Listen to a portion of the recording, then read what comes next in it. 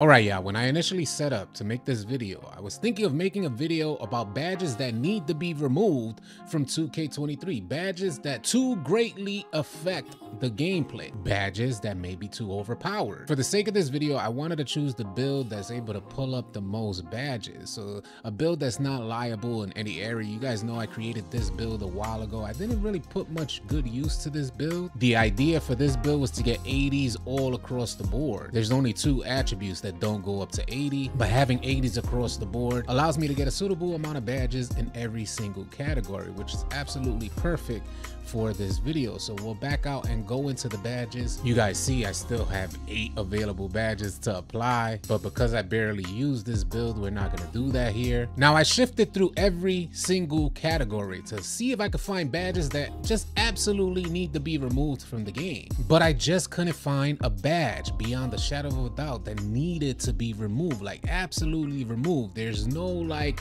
counterpart that could help negate the effects of a particular badge. So that got me to thinking, did 2K really get this one right? For years, playing 2K is documented here on the channel. I've been calling for 2K to consolidate the amount of badges that they have in the game. In 2K23, they actually did that. But with the consolidation of badges, the entire like gameplay mechanics changed drastically from one year to the next. 2K23's gameplay mechanics is different from any other 2K we've ever experienced. There's no left-right cheese that allows shooters to really take advantage like they did in previous versions using the blinders badge. By the way, I know a lot of people are calling for 2K to remove fades, or at least the consistency in which players are able to complete these fading animations. When you're a veteran like myself playing the 2K series, and all you veterans out there already know, players are complaining about fades on 2K23, then you have no idea what we put up with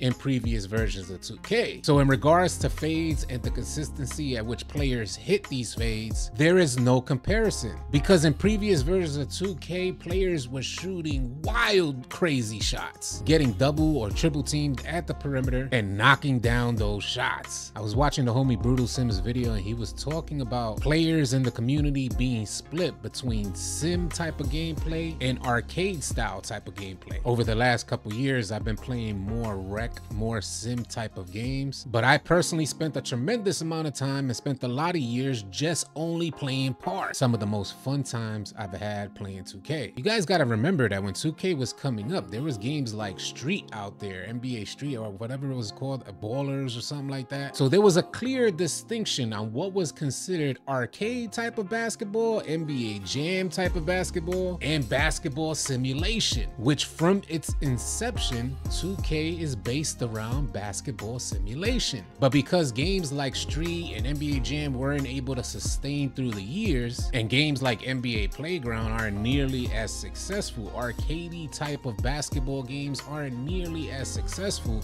as simulation basketball. When those games became almost irrelevant to gamers, even though 2K has maintained the same type of style of gaming throughout from inception up until now, players get frustrated because of the arcadey type of aspects from 2K. And I'm here thinking, man, if you guys only knew. In 2K23, we often talk about what 2K has done wrong. Attempting to make today's video about removing badges helped me realize that 2K actually got this right. Maybe 2K is actually headed down the right direction. Trust me, I hate that we're the guinea pigs in this long-standing project for 2K just to get it right, thinking, man, we are on next gen consoles, how couldn't they get it right already? Because I know where 2K came from, and I've been watching 2K development closely for years now. It seems like 2K is trying to rebuild that foundation. In 2K23, 2K made a solid stand. They drew a line in the sand. They said arcade type of basketball gaming will be on that side, we'll be on this side. If 2K23 told us anything, is that 2K is headed down the simulation route. And for a lot of you players out there who feel like 2K23 is just unrealistic, you feel like 2K23 just doesn't grab the essence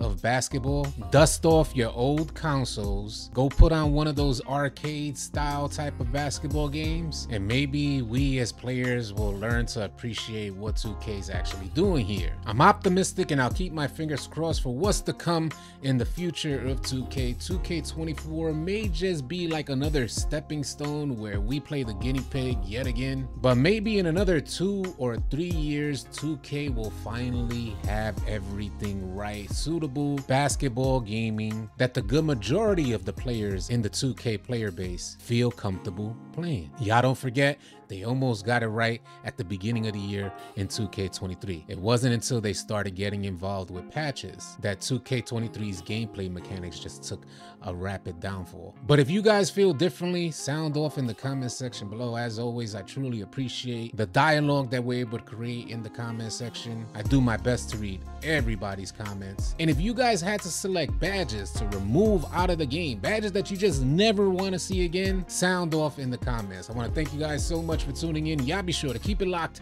right here at AllCity Live TV, because we got a bunch more NBA 2K23 news, information, and updates coming your way. Drop a like, drop a sub on your way out. I'll catch you guys on the next video or live stream.